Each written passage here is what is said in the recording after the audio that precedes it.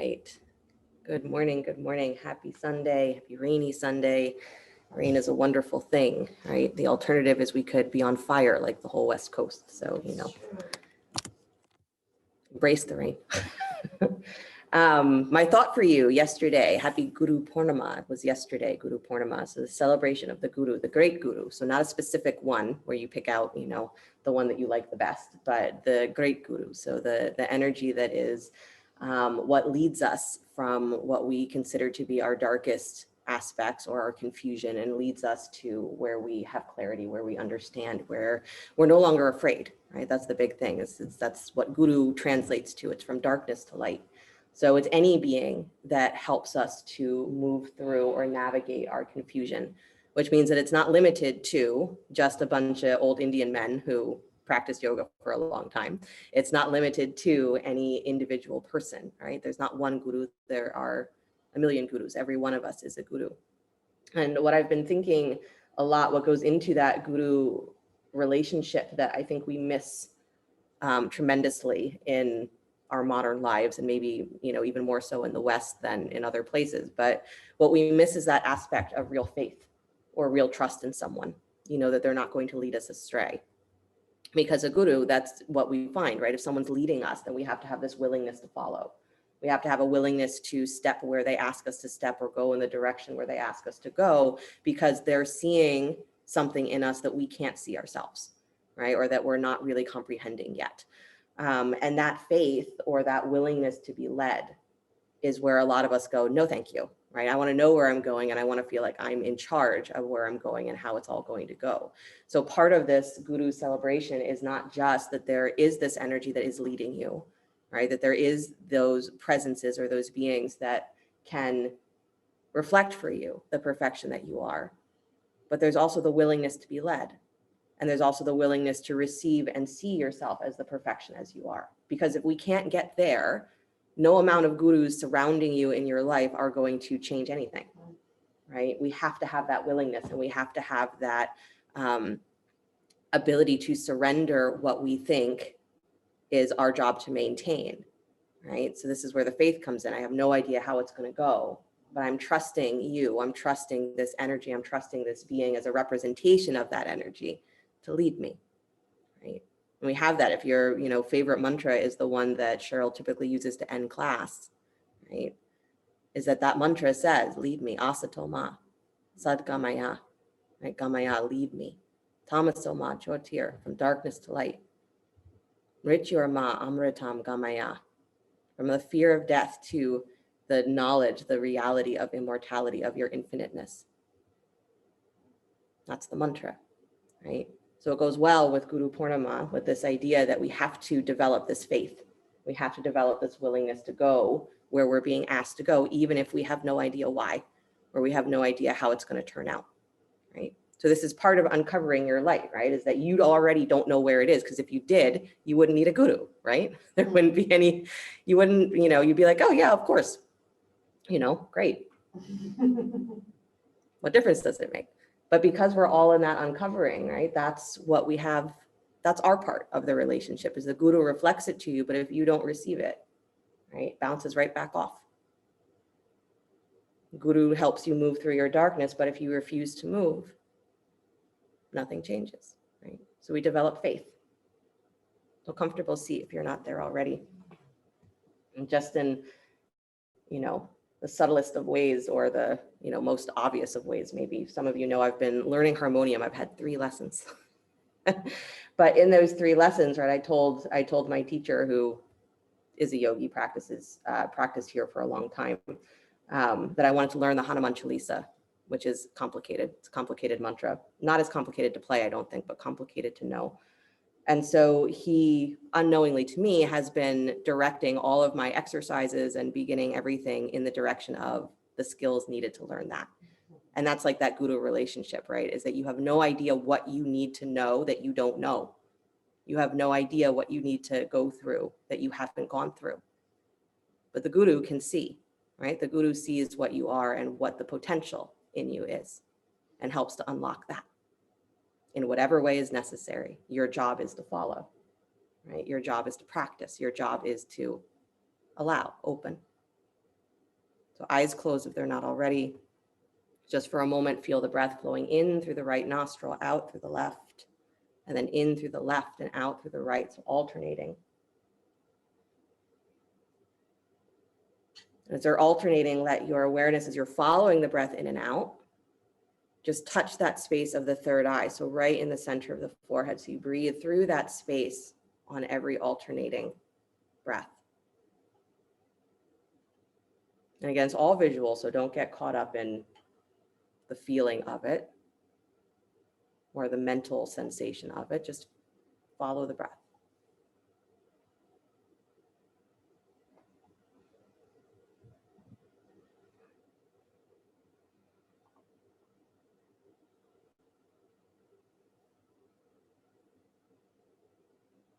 And just keep following it. Even if you feel like you're doing nothing, direct your attention in one nostril, out the other.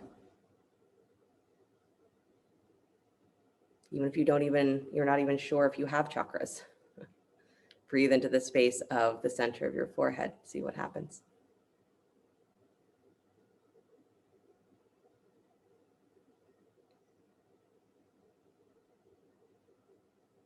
And then just keep going. Don't get stuck if you make a mistake or if you forget.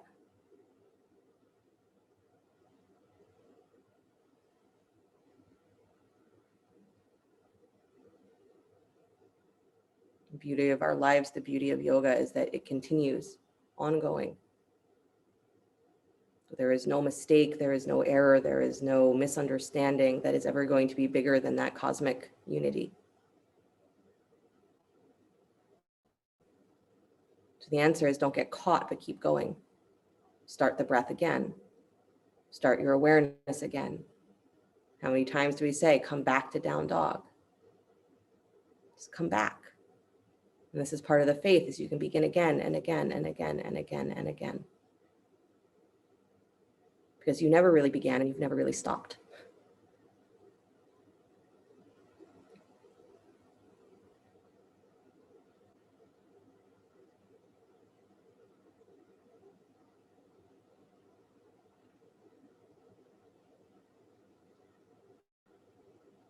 Your next exhale, let the alternating visualization go and just keep the attention right there at the space of the third eye, so between the eyebrows. And then add to that visualization as though there is a second chakra, a second point of light just above the third eye.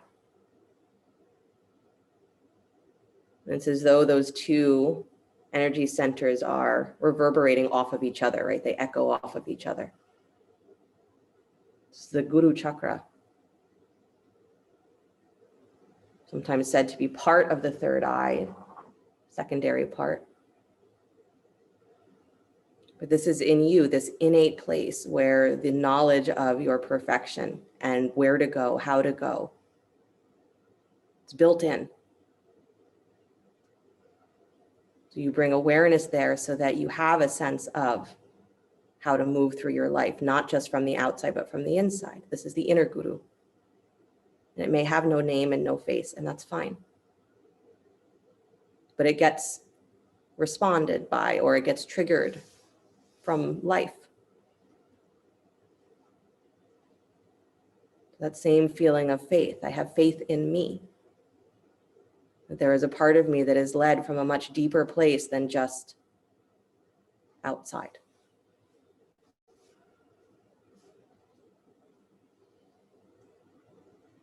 So one more full breath into that space where there are 2 points, third eye, Guru chakra. Then you can let some attention sit there the entire class if you'd like, or let it go. Bringing the hands together in front of the heart center, palm to palm. And we'll open sound of Om, deep breath in.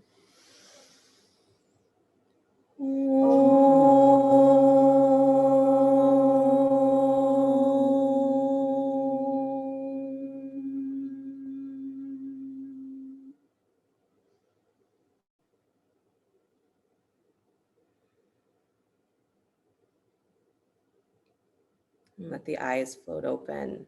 Nice, you guys. You can release your hands, stay seated. If you want to switch the cross of your legs, you can do that if you're sitting cross-legged. And then hands to the knees or the thighs. Please start to cat-cow your spine. Inhaling, lifting long and wide through the chest, and then exhaling, curling back into the bigness of your back rib cage.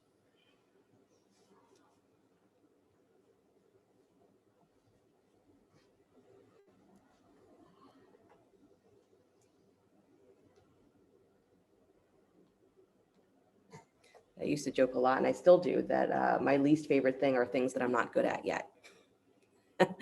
Right? So the things that, you know, one day I'd like to be good at, but I haven't done it yet. It's I'm like, oh, it's so irritating not to be good at what you want to be good at.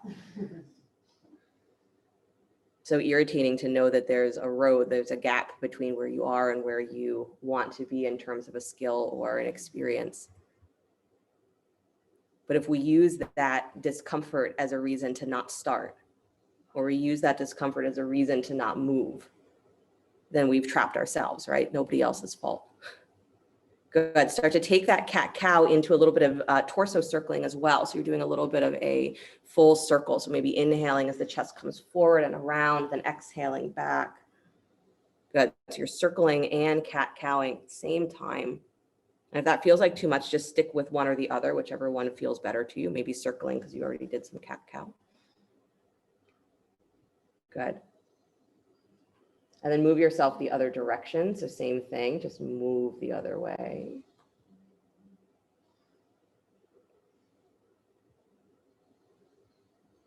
Good. Try and keep your seat nice and steady. So you're really moving the spine around the pelvis so that you get a little bit more openness in that low waist.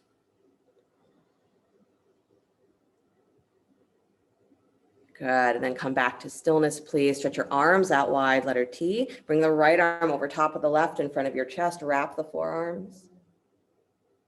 Good. And circle the elbows a little bit. Again, keeping the rest of your body as still as you can so that you're not like throwing yourself all over the place, but you're just moving the upper shoulders. Good. And then come to stillness, still with the arms wrapped, just lift the elbows higher, deep breath in. And then exhale, bring the elbows down and in towards your belly, round into your back. Draw the shoulders wide away from your ears and pull up through the back of your throat. So your head is dropped, but your neck lifts up. Good. And then come all the way back up. Really good. Stretch the arms out wide, letter T.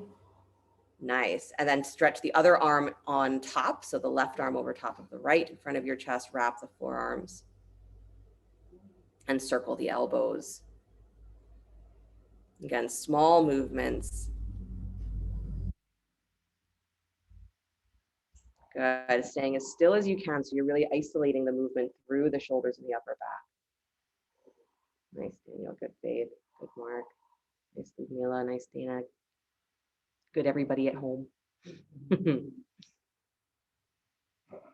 Good. Come back to stillness, please. Lift those elbows a little higher, but still take the shoulders, tops of the shoulders wide. Good. And then exhale, elbows down and in towards your belly, round into your back. So it's like everything is pulling up and back behind you, root into your sit bones, lift through the back of your throat. Good. And then slowly come on out, please. Stretching the arms out and wide. Nice. And then take your hands back behind you, please. Palms towards the floor. So they might not be flat, but palms towards the floor. And let your hands be a little wider than your hips. And then start to scoot your butt forward. You can even take your feet to the floor here. Scoot your butt forward, keeping your hands back behind you until you feel the amount of stretch on your arms that you'd like to feel. So keep your hands on the floor, nice and wide, and then walk your butt forward until you feel a stretch on your back and your shoulders. So keep walking your butt forward, almost like you're going to lay down. Good. So think of yourself as doing a really luxurious like beach photo shoot or something, like, you know, that sort of thing. Exactly. See, Perry, you got it.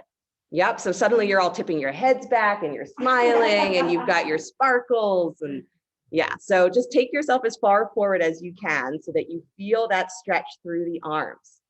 Good. Don't try and tell me it doesn't feel good. If it feels like it's too much, widen your hands. Yeah.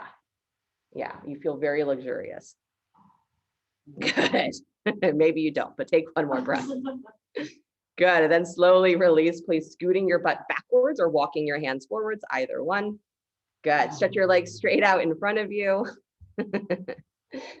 I know. Sitting straight up and down. Use a blanket under your seat if you need. Inhale the arms up to the sky. Good. Flex your feet, please. And then bow forward, taking the arms towards your ankles, towards your feet, any amount. Paschimottanasana, forward fold. And then hold on to something. So holding on to the outer legs or onto the ankles or the feet, if that's available. And then round your back again. So press down into your seat, round your back.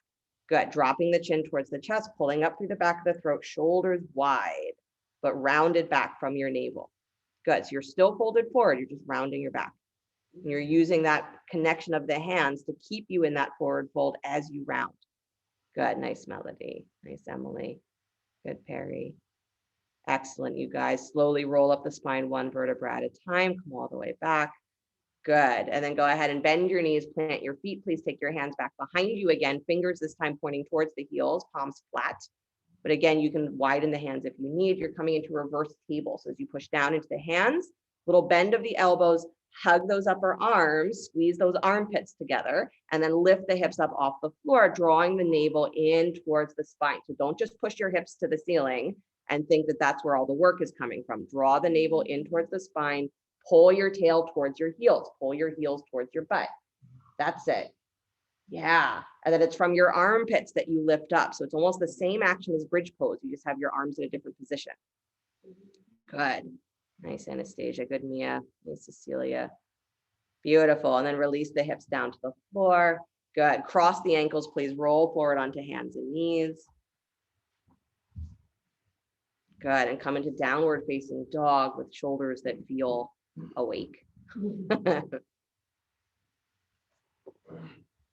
Good. It's the thing, right? We don't know what we don't know. And there's a lot that we don't know. Good. Pedal your feet just a little bit if you'd like. The practice of yoga, right, is not meant to teach you anything except to know what you don't know or to realize what you haven't realized.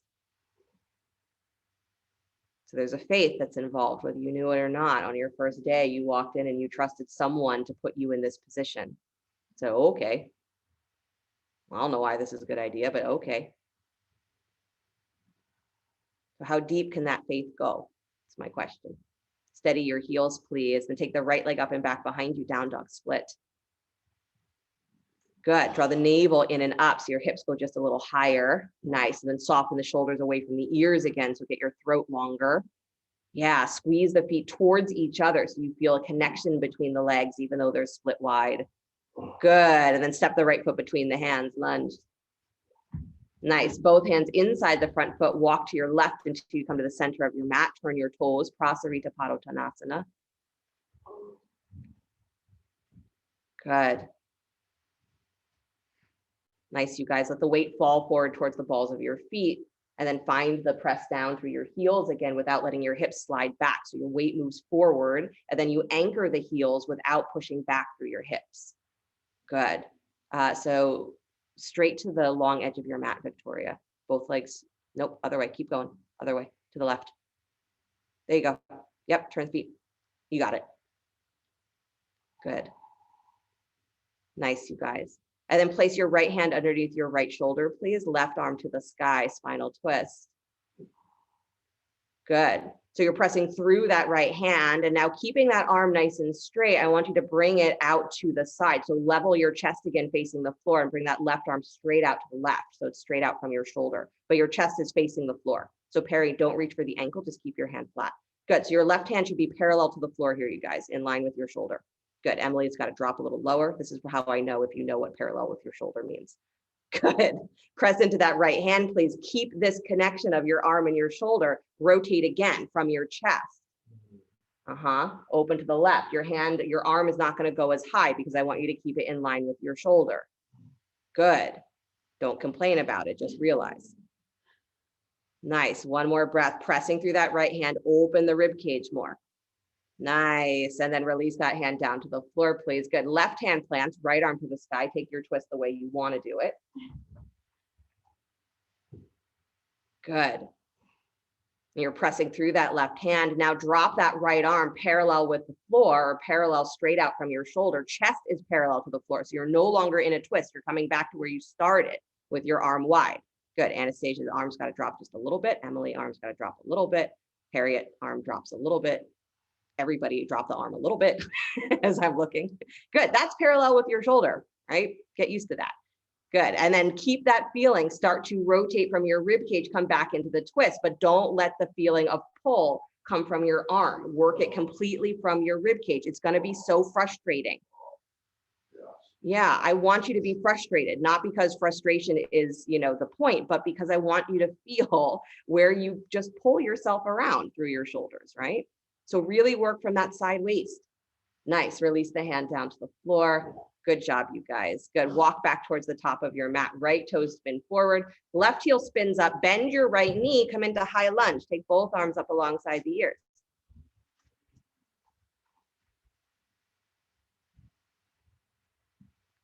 Good. Nice, you guys. Turn your palms to face forward. Hook your thumbs together. And then bend your elbows wide, putting pressure, right? So pulling on the thumbs. So they're trying to pull apart, but they can't. And the elbows go wide and your chest lifts. So as the elbows bend, the chest lifts. Good. Now draw the hands slightly back in space. So they're right over the top of your head because they're probably a little forward. Good. Draw your low rib cage in. And now from your low waist, get taller. Start to stretch the arms any amount straight. Good. Nice, nice, nice. Keep pulling on the thumbs. Beautiful. One more breath. Lift your chest a little higher. Take it into a back bend if you'd like. Still holding the thumbs. Keep your arms next to your ears, your hands, your thumbs in line with the top of your head. You're like, oh, I can't go back as far if I do that. Beautiful. Come all the way back up. Good. Release the hands down to the floor. Drop the back knee, please. Scoot your left hip back in line with the knee. Wiggle your right leg forward to straight. Come up on the heel. Ardha Hanumanasana. What is going on with this sequence? None of your business. My business. Good. Asato ma sadgamaya. You lead me. I don't know what I'm doing. Someone lead me. Good. Hands walking forward towards that ankle. That's the mind space, right? I know what I'm doing. Don't worry. Good, you guys. Drag back on that heel so you have this feeling again that you're pulling the legs up into the pelvis. Beautiful. And then press out through the ball of your foot. So push forward through the ball of your foot like you're pressing on a gas pedal, but curl your toes back. So you should have almost a point through your ankle. So point the foot completely. Point completely. Good. Now your ankle in that alignment, right? Just curl your toes up. Different sensation, right? Good. It's a way to get around if your hamstrings are really excruciatingly tight or your calves. So you work this foot position instead of the full flex. Good. Take one more breath, long spine, get longer from your armpits, lift up. And then exhale, bow and round. So drop your chin towards that knee. Good, rounding the back. Good, walk your hands back in, please. Shift your weight forward back onto that right foot. So pull the heel in, bend the knee. Good, then lift the back knee up and step back to down dog split. Take that right leg back and up behind you. Oh. Good, and squeeze the feet towards each other. Nice, lift your hips a little higher. Good, draw your shoulders wide away from your ears. I know, turn those toes down towards the floor. One more breath. Good, and then release that foot, downward facing dog. Come forward to plank pose. Knees, chest, and chin. So bring your knees down to the floor. Keep your butt lifted. Slide your chest forward between the thumbs and then drop your chest down to the floor. Chin lift. So you're like a little inchworm. Your butt is sticking up towards the ceiling. Toes are on the floor. Chest is on the floor, but belly is drawing in and up. Like a little inchworm. Butt up, you guys. Press down into the knees, butt up. Good. And then press into those hands just a little bit. Hug like you're going to come into cobra. Just stay. Just hug. Good. Now drag yourself forward all the way onto your belly. Rise up into cobra without pushing the front of your pelvis into the floor, right? Keep that little lift through your thigh creases. And then rise up. Armpits lift. You got it. If the front of your pelvis just got hard and your low back got short, I need you to lift your butt slightly. Good. You're like, I don't know what you're talking about. Release, please. Downward facing dog.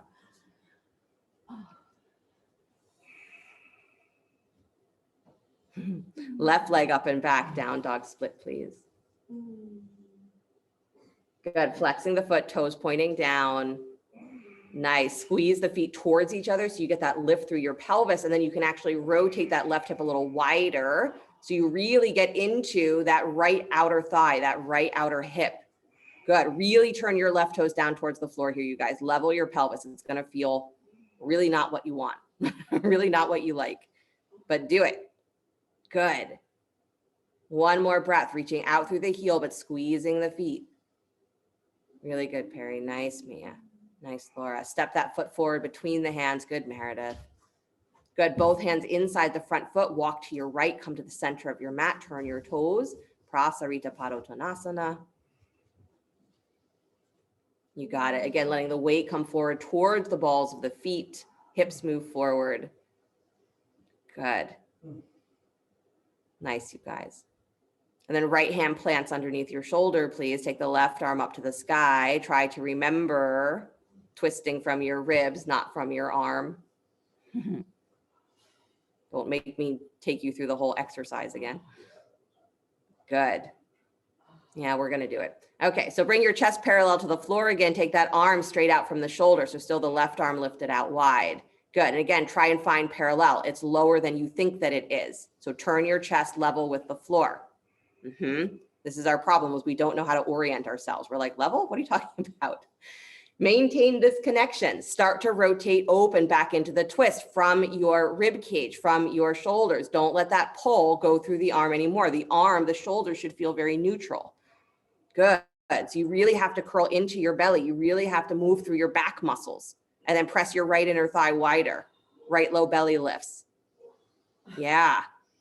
Good. And then release that hand down to the floor. Try the other side. Left hand plants.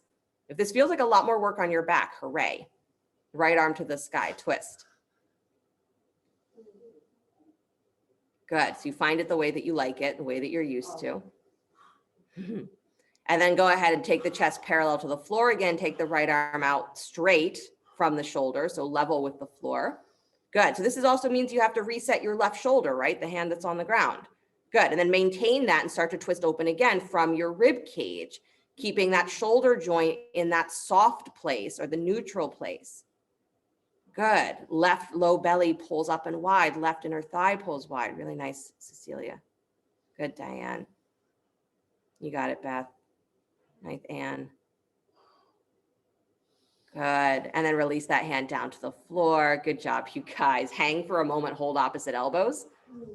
Again, letting your weight fall forward towards the balls of your feet. Good. One more breath. Really hang like your head's going to touch the floor, even if that means you bend your knees. Yeah, there you go. I can see when you're actually relaxing and when you're not, you know. Walk yourself back towards the top of your mat.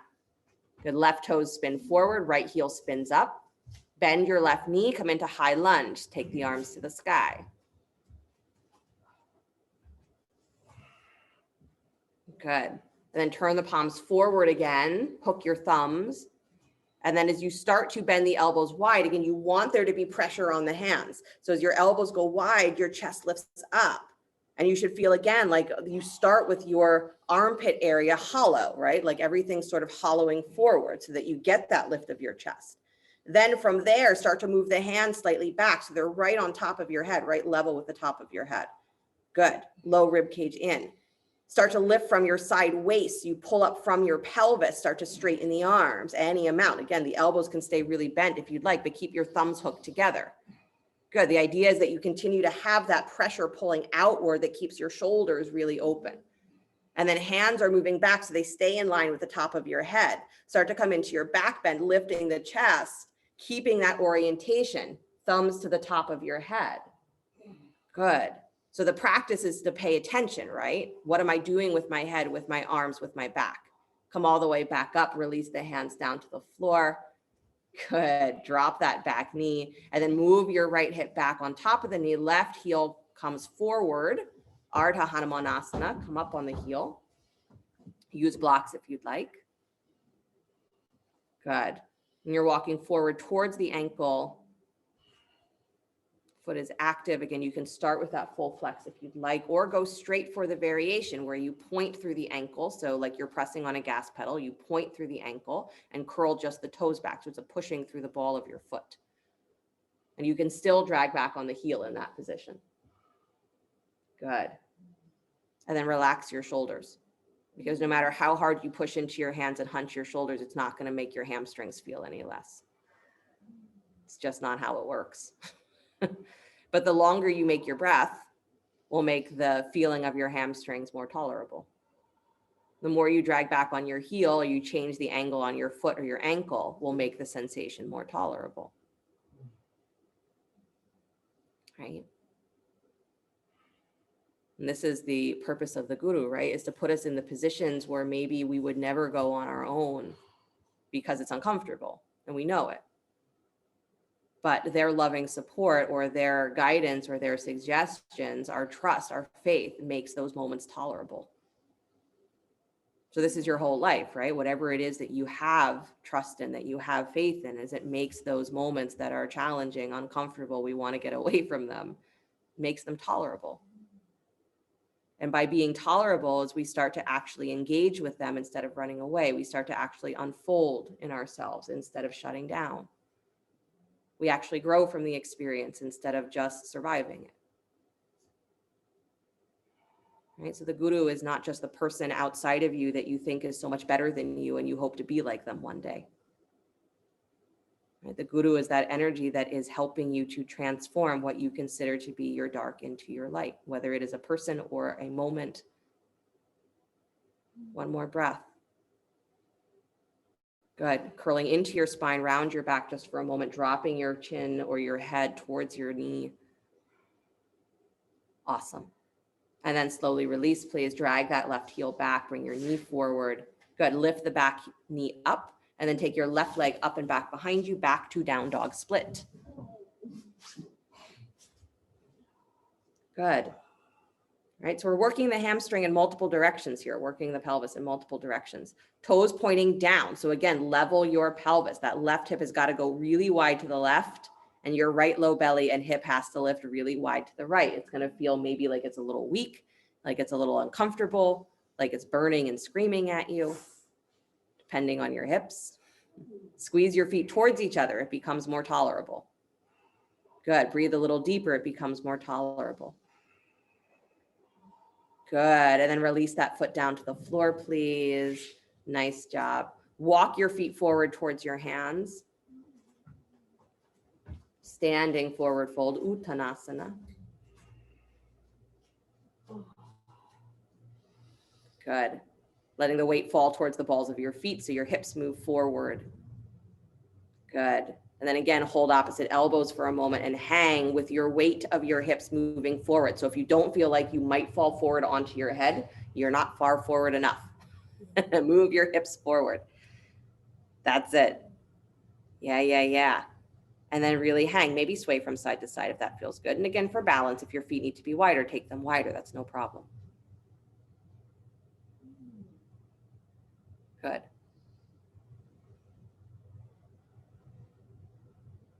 And then release the hands to the floor. So this was a big challenge the other day when I was trying to have people do this in class. You're going to roll up the spine one vertebra at a time. Your head is the very last thing. So keep your head dropped, like you're stacking your skeleton, right? So as you come up, you're dropping down through your tail, stacking each vertebra of your spine on top of the pelvis. Head is the very last thing. Good job, you guys. Staying rounded, staying rounded, staying rounded. Excellent.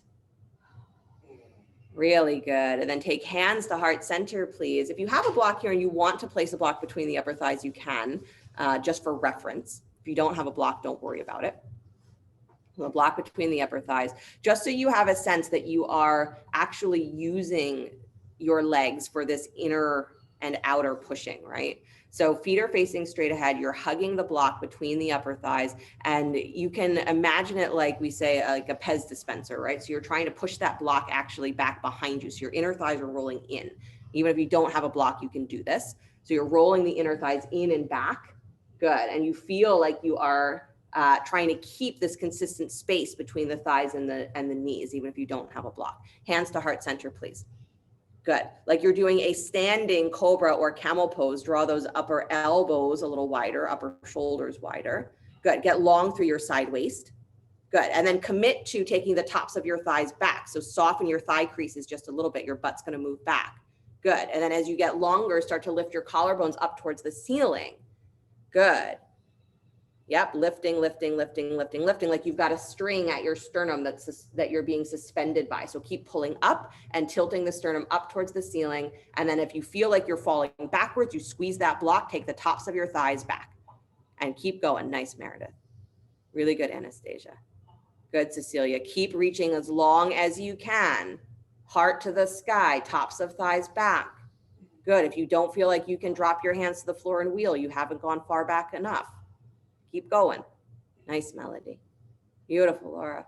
Good. Navel to spine. Good. Unfold yourself. So again, dropping down through the tail, pull up through those back muscles. Come all the way back up. Nice, you guys. And then inhale the arms to the sky, block still between the thighs. Good. And exhale, bow forwards. Again, taking the tops of the thighs back, like you're going to shoot the block back behind you in your forward fold. Move your weight towards the balls of your feet. Good. Nice, you guys. And then if it makes sense to do so, again, if it does not make sense, don't do this, but if it makes sense to do so, plant your hands, bend your knees, hop yourself back to plank pose with the block between the thighs. Yep. You can also waddle your feet back if that doesn't, if that doesn't work. Don't worry about the word waddle. It's just appropriate. Good. And then you're still hugging that block between the thighs, but you're in plank pose. So drop your hips level with the floor and lift your sternum forward and up. Good.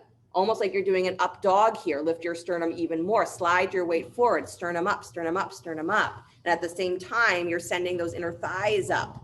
Good. So lifting the front of the chest back, bending. Good. And then go ahead, still hugging the block. Release that. Take your hips high to the sky. Downward facing dog. Nicely done. Good. So here's a fun part, right? Just sort of bend your knees and widen your thighs. Let the block drop. There you go. Good. And then slowly walk your feet back to the top of your mat. Being nice to your block. Try not to kick it out of the way. Just move it to the side. Good. Standing forward fold. I just thought that would be fun for you. So take your hands to your hips. Please come all the way up to stand. Right leg standing leg, left knee bends, reach back for the foot or the ankle. Good. Right hand comes back behind your head. Nice. And a lot of you are like, this is enough. Standing on one foot is enough. Good. So again, that same feeling of lift through the front of the body. Keep your sternum lifting up like you're doing that standing camel pose. Head presses back into your hands. And then start to move your left knee back behind you. As it comes back behind you, you let your chest come forward. You let your pelvis tip forward, coming into dancer pose. But keep lifted. I want you to feel like you are forever rising up towards the ceiling. So as you tilt forward, you are lifting from the back thigh. Good. And then that right arm can come alongside the ear if you'd like. You can even reach it back, both hands to reach for the ankle if you choose. Good. Stay breathing. Nice, Ludmila. You got it, Dana. Really nice. Good, Melody. Good, Laura. Bring it all the way back up, please. Good, Beth. And then release that foot to the floor. Excellent. Plant both feet, bend your knees, drop into chair pose just for a moment so your thigh creases go back. Good. Again, you're not just stretching the quads in dancer, but you want the quads to be reminded over and over again. Good. And then come all the way back up to stand, watching the moment where you lock your knees and where you push your thighs forward. Don't pretend you didn't. Good. Try the second side, please. So left leg is your standing leg. You're bending your right knee, taking your heel back, reaching for the foot or the ankle. Left hand comes back behind your head. That's so that you remember to keep your head up. So you remember to keep your throat back. Good. And then again, initiating a little bit more from that movement of the right knee. Stay as lifted and long as you can. Again, with the top of the thigh moving back, your sternum lifting up. You're still doing that standing camel pose. Move that knee back in space. And as it moves back and up, you let your chest come forward and tilt. Good, but you're still lifting that left outer hip nice and wide. Your pelvis is still trying to stay level to the front of your mat. Good, chest up. Nice. And then you can take that left arm alongside your ear if you'd like, or take the hand back, both hands back to reach for the ankle, or keep the hand behind your head. You don't have to do anything fancy with it. Good. Nice, you guys. Slowly come all the way back up. Good. Release that foot to the floor. Nice job. Inhale the arms up to the sky. Good. Exhale, bow forward. Good. Step your right leg way back behind you. Good. Drop the knee, please. Use a blanket if you'd like, but walk both hands inside the front foot. Good. Flex the foot. Drop the knee wide, so coming onto the baby toe. Left knee goes wide. Good. And then walk yourself forward any amount. If you want to come down to your forearms here, you can. Otherwise, stay up on your fingertips. Again, if having the knee wide does not work for you, keep the foot flat, not a problem. Good. And just contemplate in a position like this, where there's a moment where if you don't let anything soften in you, a stretch doesn't happen, right? So we can't actually get a muscle to stretch if we keep it clenched. So when we're in that discomfort and we get tighter, we cling, and we insist that, oh, this is the only way I can feel in control, is we don't allow anything to actually move or change or be. So yes, you are engaged through the foot. Don't stop that. You are engaged through a lot of muscles here. Don't stop that. But can you release any excess tension? And instead of trying to push your knee wide, can you just relax and let it go wide? And can you relax through your upper shoulders and chest? Yeah.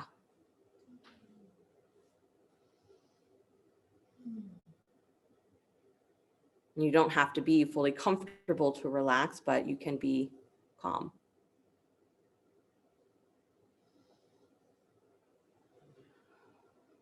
Good.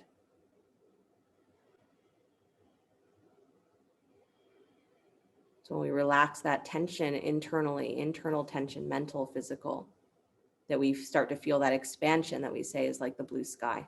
It's like the clouds part, and suddenly we see that the sun has been there the entire time. That's the guru. Oh, you forgot there was a sun? I'll remind you. It's too cloudy for you to see it? I'll remind you. You think the sun shines for everyone, but not for you? I'll remind you. Good. Walk yourself back in, please. Take that foot back to flat. Nice. Scoot your right hip back so it's in line with your right knee. Take your left leg forward to straight up on the heel, Ardha Hanumanasana. Good. Walking the hands forward again.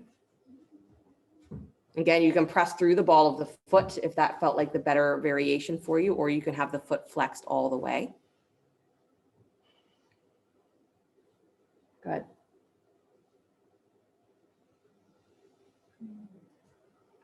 And if you'd like to go for a little twist here, walk your hands towards the baby toe edge of your foot. Maybe that stretch is enough. So just bringing the right hand to the outside edge of your shin. And that can be plenty, right? Just stretching the side hip and body a little bit more. If you want to turn that into a twist, your right forearm presses up against your shin, placing the hand flat or on a block. And then again, left arm can come up to the sky, or you can bring your hand to your lower back. It doesn't even have to lift. You can just twist from there. But keep your shin and your forearm pressing against each other. Give yourself reference. Good. Nice, Cecilia. Good, Perry. You got it. Nice, Harriet. Nice, Emily. Good, Beth. Good, Melody. Good, Victoria. Good, Diane. Nice, Anastasia. And then walk yourself back to center, please. Beautiful. All right, so bend that knee again, please. Scoot the heel in so your knee can come forward. Good. And then just for a moment, both hands inside the front foot, please. Walk your hands straight ahead. So you're in lizard pose, so up on your fingertips. Good. Spine super, super long. And then tuck your back toes and lift your back knee in that position. So I want your torso forward first, and then you lift the back knee. There you go. You got it, Ludmila. Nice, Mark. Good, Dana. Chest up, you guys. So when you come into lizard, it's not a rounded shoulder. Good. Really good. Beautiful. And then drop that back knee again, please. Walk your hands back in. Good. Start to wiggle your left heel forward into a full Hanumanasana. So wiggle that foot forward any amount. Good. And then really great options here is you can tuck the back toes again, lift the back knee, do more of a hovering Hanuman. Good. Alternatively, you could keep your knee on the floor, do a quad stretching Hanuman where you bend the back knee and reach back for the foot or the ankle. I know anyone who was in class yesterday is like, still not doing it. Nice, Dana. Good.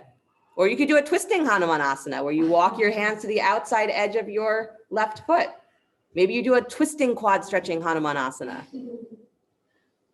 I know some of you are like, well, maybe you do that. Nice, Barry. Good. I just want you to realize that you can play in this pose, right? Good.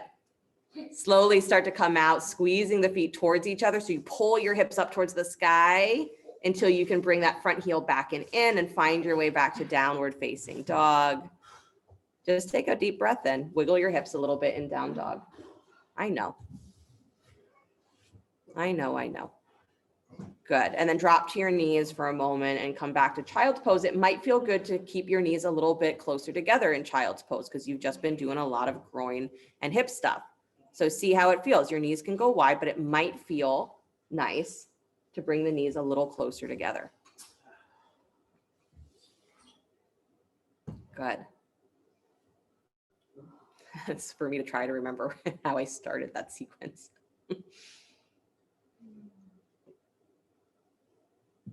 How did it start? I remember. Maybe. Deep breaths. Asato ma sadgamaya. What is unreal to what is real. Tamaso ma jyotir. From darkness to light. Mrityur ma amritam gamaya.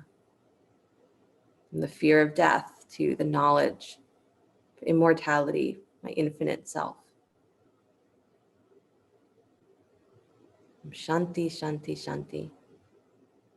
May that create the reality that is only peace over and over and over and over and over and over and over forever. Take one more breath. And then come back into the second side with that mantra in your mind that what you are doing are not a bunch of poses to challenge you or make you crazy, but that the poses are to bring you to that state of inner peace that you just didn't know was attached to tight hamstrings. You just didn't know was attached to your desire to stay away from things that are uncomfortable, right? So you come back, everything that you do is lead me, lead me, lead me. I don't know where it's all going, but I'm willing to be led. Downward facing dog.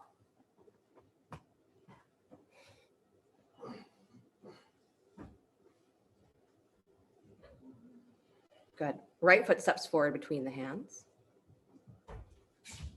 Drop the back knee, please. Take both hands inside the front foot. Flex the foot, drop wide onto the baby toe. Let your knee go open. And then again, you can walk the hands forward here, coming down onto the forearms if you'd like, or stay up on blocks or stay on your fingertips. Good. Notice that it is the automatic habit for that left hip and thigh to droop towards the floor. So even in this position, can you try to level your pelvis just a little bit? So maybe you press into that left knee a tiny bit so your thigh lifts up, and that means your outer right hip can go wider to the right and wrap under and down. So your knee actually might go a little wider because you moved your sit bone. Good. Maybe that makes no sense because I keep using a lot of words like sit bones and thighs and you're like, I don't know. Relax your shoulders. Nice, Diane.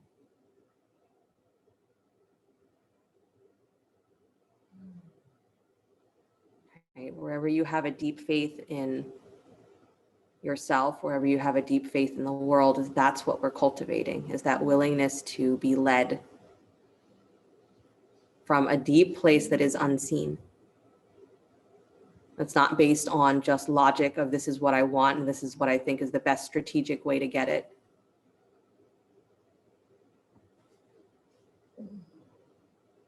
But it's based upon here's what I take, what feels like the heaviness of my life, the darkness of my life, the darkness of myself, and it becomes transformative. It becomes enlightening. And so we celebrate the gurus, say, please bring me someone who can help me in this process of understanding if we're struggling. And so someone shows up and you think that maybe it's supposed to be a old Indian man, but it turns out to be just your next door neighbor. Or it turns out to be someone really surprising in the grocery store or, you know, wherever it is that you still go these days. Or online, who knows? Someone shows up unexpected. Everyone can be your guru. Life is your guru. But we have to be willing for that transformation to happen. One more breath. And then walk your hands back in. Please take that foot to flat. Move your hip back, left hip on top of left knee. Take your right heel forward to straight. Ardha Hanumanasana.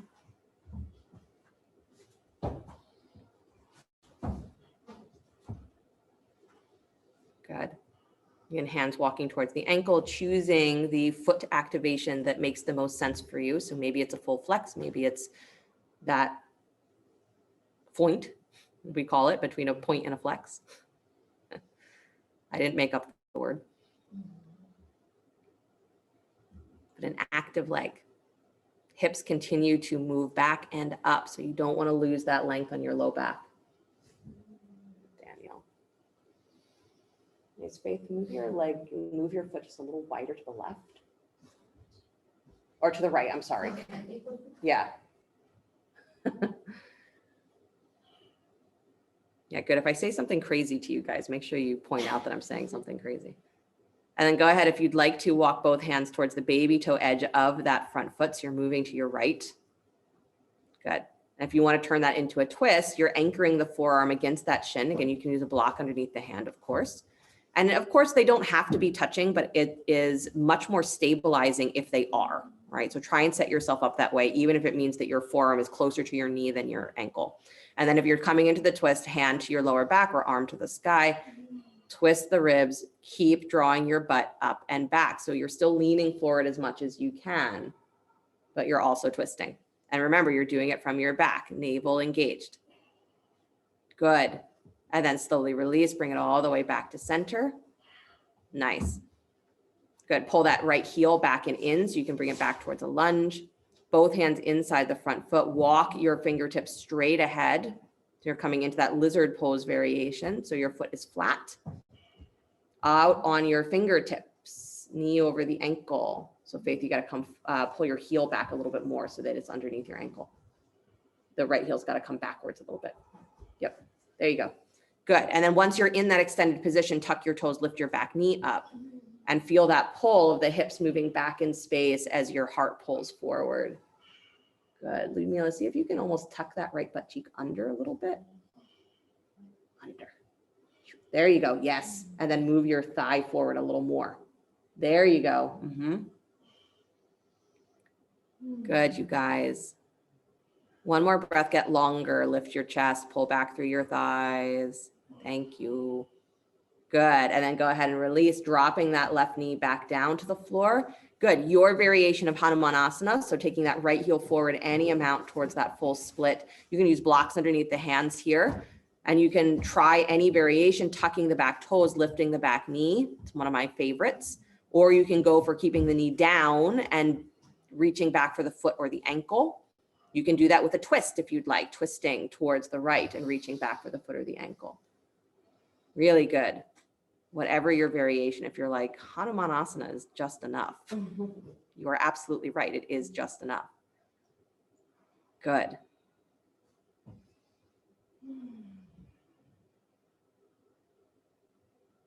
Beautiful, right? Image of Hanuman leaping across the ocean, complete faith. He has no idea where he's leaping to, or he has no idea what he's going to find. He's just told you got to get to that island. Okay. I'll do it. Faith in who you are. And then slowly release, please, dragging the heels back and in.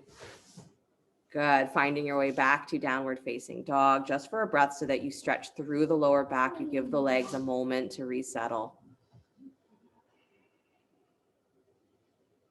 Good. And then drop the knees to the floor, please. Child's pose, any variation, knees wide or knees together.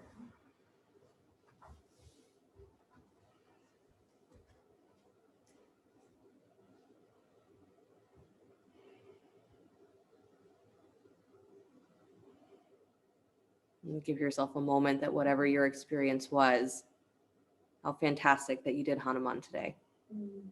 You're like, well, it was a crappy Hanuman. You did Hanuman today. And there's a story, of course, that from Ananda Ashram. I'll tell you in a moment.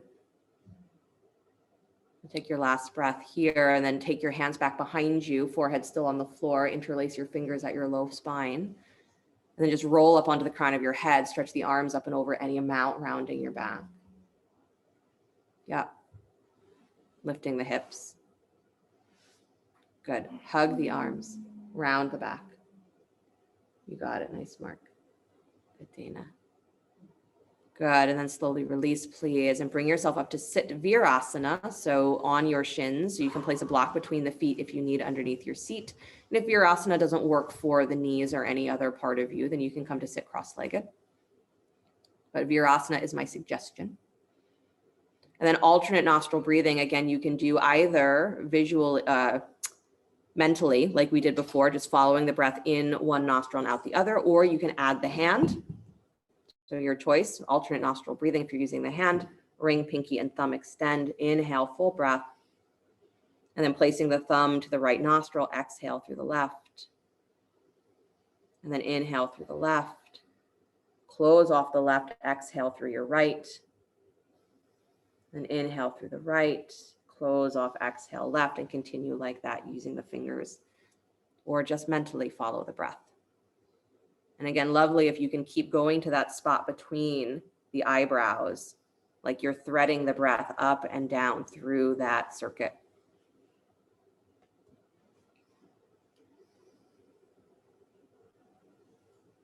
You can even take that visualization to where you hit that third eye, and then that same line goes all the way down the spine and then back up and out the other nostril. Follow the breath wherever it goes. The story from Ananda Ashram is that they every year would have, a big sort of, festival celebration type of thing. And I can't remember what the reason for it was, but there was a reason. And people would come and they would perform for Sri Brahmananda, who was the guru of the ashram, right? And they would do any number of things. As they would play music for him, they would sing for him, they would, whatever acts or, gifts that they had to share, as they would come and share. And the story is that there was a young man who came and played, I can't remember what instrument it is now, but came to play for the guru, and it was terrible. He was terrible. He was really awful. So everyone the whole time is like trying not to hold their ears because he just was not very good at all. And when he finished playing, Sri Brahmananda, who was there with a smile on his face the entire time, was, applauding and applauding and applauding. And he said, "That was magnificent. I'm so grateful that you came to play for me. And I really hope you'll be back next year. I can't wait for you to play for me again." And everyone was like, "What the hell is he talking about?" Like, oh, it was terrible to listen to. But the young man was so excited that, he gave that performance as a gift to his guru, and his guru gave back to him nothing but, "I love the potential in you. I can't wait to see you again next year." And so he comes back to play again next year. And guess what? He turned out to be really good. Why? Because he practiced, because his guru said, "I can't wait." So he went and practiced and practiced and practiced so that he would be living that potential. So the faith, right? The guru is there to believe in us when we don't believe in ourselves. or to open up the space in us where we can have faith in our capabilities, even if we're stuck in that moment of, I'm not good at this yet, and it's so uncomfortable, I don't even want to try. I'm not just talking about, playing an instrument. I'm talking about having honest conversations, or saying, I love you, or letting someone say, I love you to you, letting yourself be taken care of. Anything that you feel is your struggle. Being honest about your desires.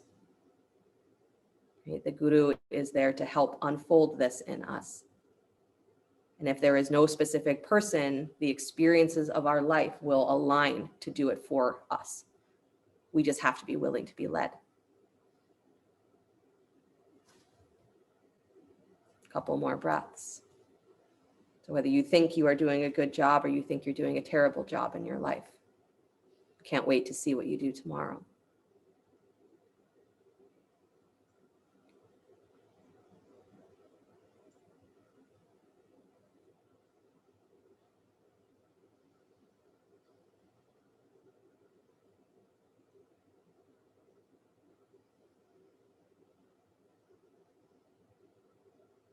Next time you exhale through that right nostril, or just on your next exhale, if you don't know where you are, release the hand. If you're using it, pause for a moment just to feel the breath as it begins to come back to its natural flow.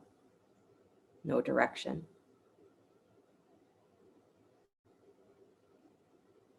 Let your mind open like the blue sky.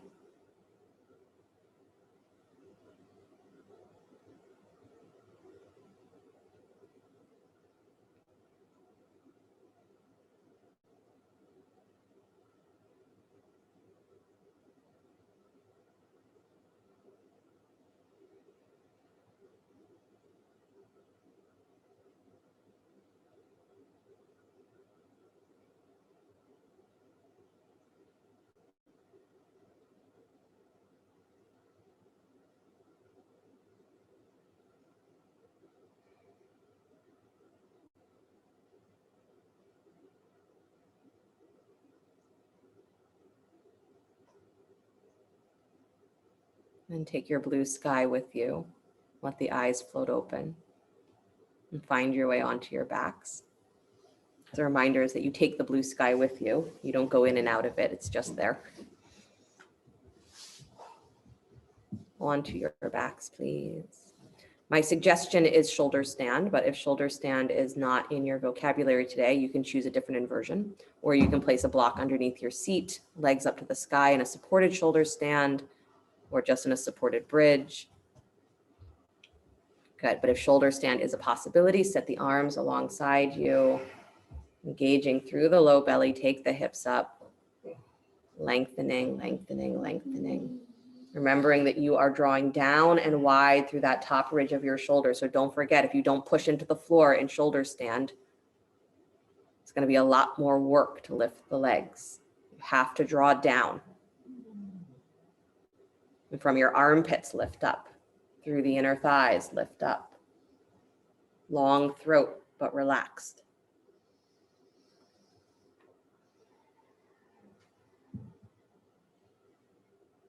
One of the specific benefits of inverting energetically is said that the upside down, and particularly in a position like this, because so much energy is moving back towards the head, is that it's stimulating for those higher chakras. So especially here, the throat, third eye, crown.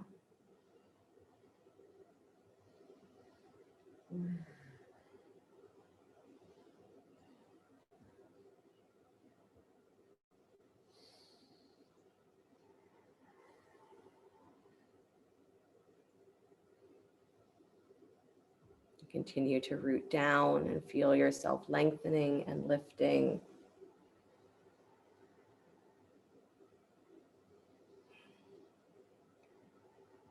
And catching yourself wondering, how long does she want us to be here? None of your business. Right? Find for myself, especially part of the practice is just letting yourself stay in a pose without looking for where the end is. Just knowing that's why you have a teacher. And that's why you have an inner guidance that says, when I'm done, I know that I'm done. And you can recognize when it's you just escaping, saying, I'm just tired of doing it. Or when it's your body saying, no, really, I've done everything that is going to be useful here.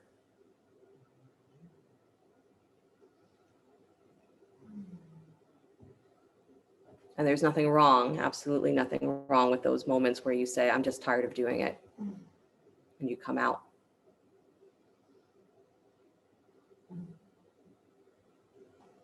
But we recognize, right? How do we cultivate that deep faith in ourselves that if we needed to stay, we can stay? Nice, Diane. And some of you are very creative with your legs today. I know, just a couple more breaths. Just 50 more breaths.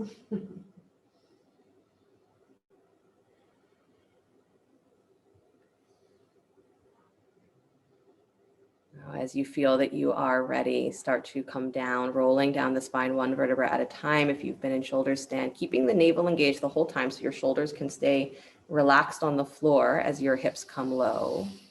Nice. And then let your feet come flat in front of you, knees bent. Good. Take the arms overhead, hold opposite elbows. Maybe you'll rock the head from side to side.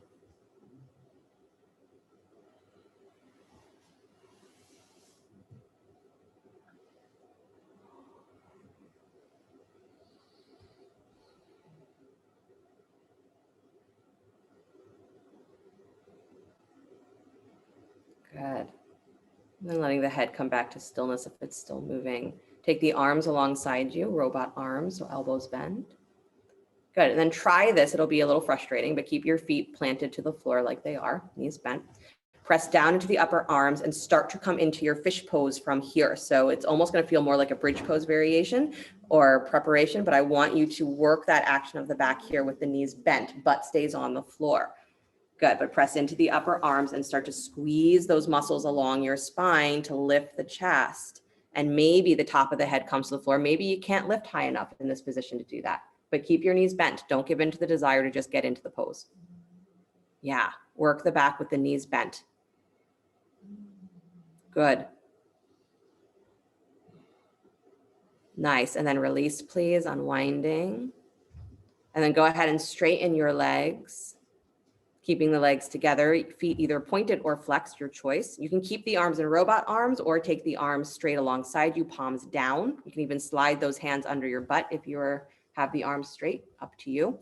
So another fish pose with the legs straight, but I want you to have that same awareness of working through the muscles of your back. So go ahead, engage the legs, press down through your seat and start to squeeze into those back muscles to lift your chest up and let the head drop back. So of course you can feel here pressing down into the forearms if your arms were straight. But don't let that overtake the feeling of really squeezing and lifting your spine. Good, just like dancer pose, just like that standing camel. Butt down, thighs down. Nice, Laura. Good. And then slowly release and unwind again. Release the hands from underneath you. Take your arms up alongside your ears. Good, flex your feet. And then point your feet.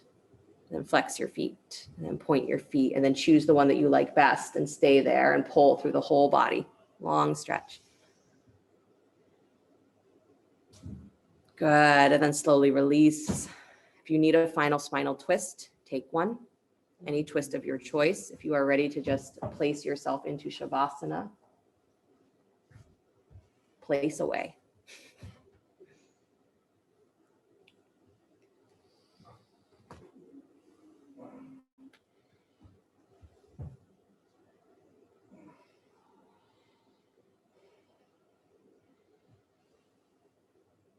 The guru is the guru, like a magnet, they say, or like a heavy weight that draws you in the direction of your own potential, your own enlightenment. But they cannot take the steps for you. It says the guru can, in a moment, release you from your karma, but If you're not open to change, you will just bring it back again.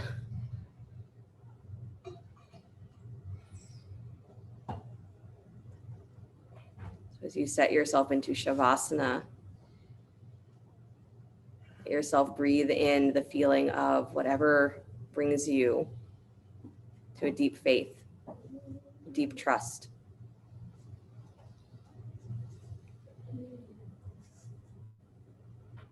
You breathe that with every breath.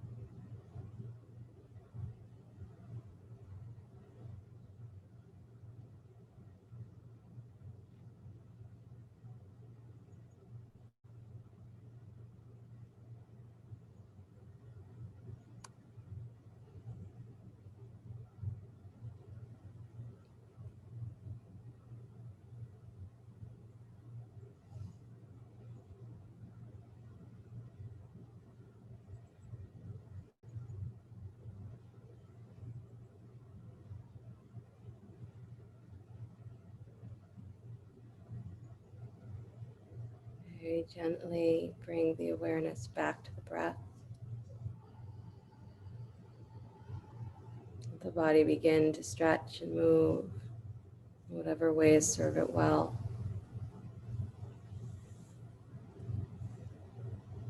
And as you're ready, draw your knees in towards your chest. Roll to your right side. Take a moment there before you begin to push the floor away. Come back to an upright seated position.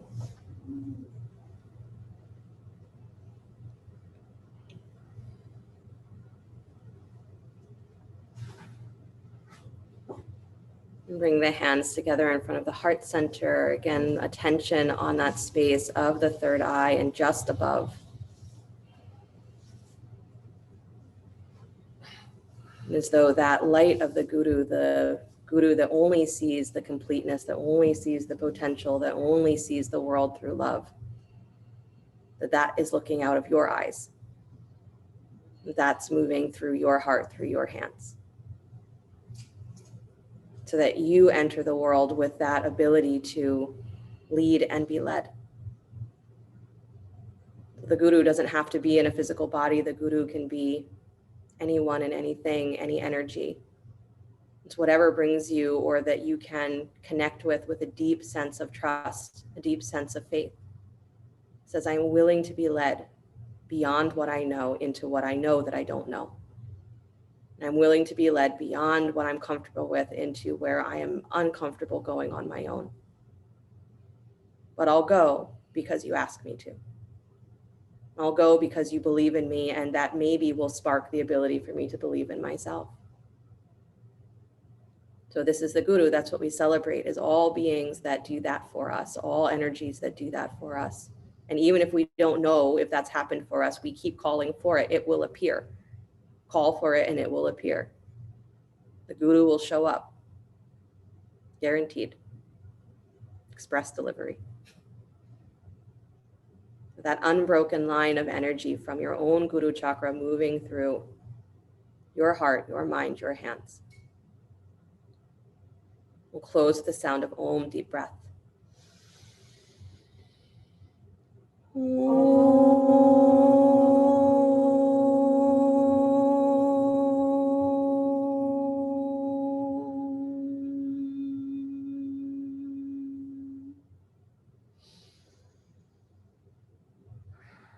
Sliding the thumbs up to the space between the eyebrows.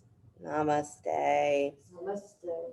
Thank you guys so much. Have a great rest of your day, great rest of your week until I see you again. If you're staying for meditation, we start at 11. You don't have to get off and get on, but feel free to walk away if you'd like.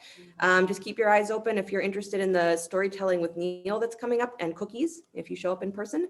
That's coming up, I think, this Friday. And then the first is Cheryl has another event at her house about losing your inhibitions, which sounds fun. So more stuff is coming up that's fun, and we will see you soon. Don't forget, Sunday nights are potluck yoga with the teachers who just graduated their teacher training. So if you've got nothing to do tonight, come back on 6 o'clock, I think.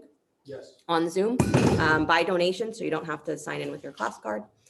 And that's it that I can remember. So, mwah. Thank you, Veronica. That was You're welcome. amazing. You're welcome. You're welcome.